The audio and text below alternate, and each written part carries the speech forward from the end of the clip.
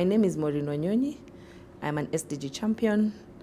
I'm also a key player in the private sector conversation, and I'm an alumni of the 2021 DFC training of strengthening policy dialogue for acceleration of SDG implementation. Going into the 2021 training already had seen me supporting the People Dialogue Festival, and in this space we had not initially introduced the SDG Village, and so introducing it into the conversations after the inaugural inaugural People Dialogue Festival has allowed for diversification of the conversations, and we've also been able to speak to the global targets that we're looking at as a country. So seeing that transition, I have also been able to support as a moderator for some of the conversations. I have been able to mobilize private sector to come and speak to their roles in terms of how they're implementing SDGs in their day-to-day. And for me, I think it's interesting because I have transitioned from pushing for governance SDGs to industry SDGs to now a lot of work around trade policy work.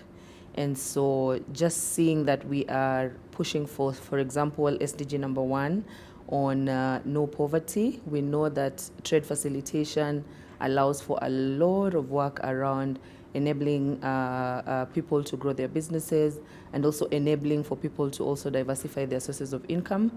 Looking at SDG number 2, zero hunger, we have seen a lot of work around trade in agricultural products. And of course, speaking to value chain integration in my space has shown that we have products that improve food security. And so in my experience as a person working in the trade sector, I am able to see how I can be able to contribute to this SDG. We also have SDG number 8, which is around decent work. I am really hoping that as we go into the next conversation in the village, we can speak to the private sector to just speak to how some of their work drives economic diversification.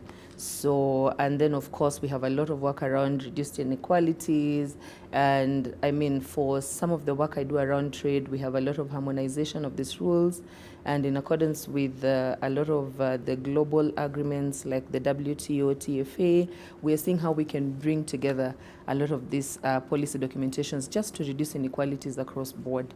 And of course, private sector plays a lot of roles around industry, innovation, and infrastructure.